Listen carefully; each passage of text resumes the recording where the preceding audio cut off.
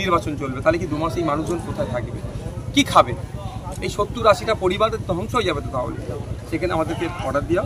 আর একটা আমরা আমাদের রাজ্য সরকার, আমাদের সরকারকে আমরা বলবো যে যাতে করে তারা নির্বাচন কমিশনের কাছে অর্ডার বার করে প্রাকৃতিক দুর্যোগের ফলে বা এই ধরনের কোনো ঘটনা ঘটেছে, এই 70-75টা পরিবার বা দোকানদার যারা আছেন তাদের ইনস্ট্যান্ট রিলিফের জন্য কেউ যেন অর্ডার বার করে আমার দোকানদার ভাইদের পাশে এসে সরকার যেমন দাঁড়ায়।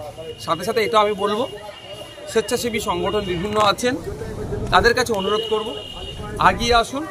অবশ্যই এমসিসিকে ভায়োলেট করে নয়, এমসিসিকে মান্যতা দিয়ে কনসার্ন ডিপার্টমেন্টের কাছে অর্ডার নিয়ে আগিয়ে আসুন। এই ভাইদের দুরবস্থার কথা দেখুন। অনেক সময় আইলা আফানজরে অনেক এনজিও গিয়ে তাদেরকে সহযোগিতা করেছেন। আমি তাদের উদ্দেশ্য বলবো, আসুন এখানে এই ভাইদেরকে সহযোগিতা করুন।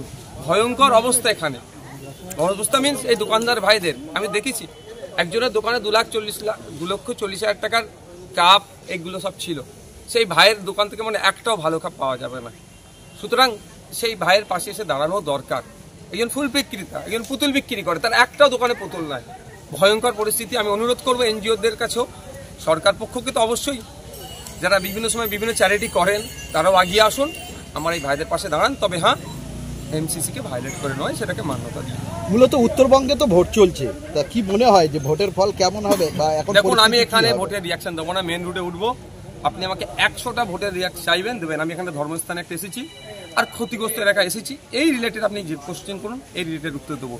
রাজনৈতিক কোশ্চেনের উত্তর চাইলে মেন রুটে উঠবো, যে কটা কোশ্চেন করবেন আমার পক্ষে বিপক্ষে যাই যাবে সবই আমি উত্তর দেবো, কিন্তু আমি এখানে কোনো রাজনৈতিক কোশ্চেনের উত্তর আমি দেবো না। এখানে আসলেন, এখানে সাংসদদের নামে স্লোগান দিচ্ছে বা মমতা ব্যানার্জির নামে স্লোগান দিচ্ছে, ভালো লাগছে দিয়েছে।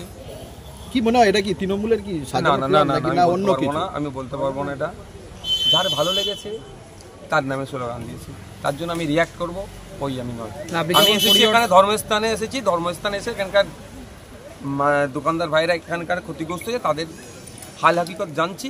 এর পরের মুভমেন্ট গণতান্ত্রিক প্রক্রিয়া যাতে তারা রিলিফটা পায়, তারা যাতে এই যে এখন আতঙ্কের মধ্যে আছে, হতাশাগ্রস্ত আছে, তাতে কাটিয়ে ওঠা যায়, সেই জন্য আমি চেষ্টা করবো। আমার নামে ধ্বনি মোর্দাবাদ ধ্বনি দেবে কি আমার নামে জয় ধ্বনি এখানে আমি নিতে আসিনি। ক্ষতিগ্রস্ত হয়েছে দোকানের মালপত্র ম্যাক্সিমাম, মানে টোটালি শেষ হয়ে গেছে।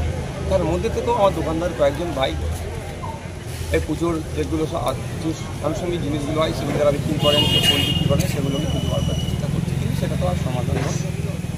সেটা সরেজমিনে এসে দেখলাম কিছু দোকানদার ভাই তাদের সমস্যার কথা বললো, কিছু দোকানদার ভাই তাদের ক্ষোভ উঠেছে, যেমন যে এতক্ষণ হয়নি কেন আসেননি, ঠিক তাদের ক্ষোভটাকেও আমি সম্মান জানাচ্ছি।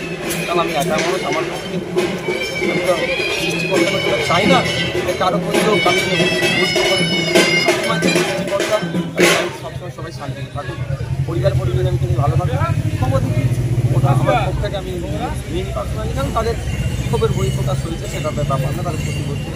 দেখুন এখন এমসিসি চলছে, আমরা চাইলেই, আমরা বিরোধী দল বলুন বা শাসক যাই বলুন না কেন, আমি রাজনীতি করতে আসি, চাইলেই আমরা কিন্তু ক্ষতিপূরণ নিজেদের পক্ষ থেকে কিনে হলেও দিতে পারবো না।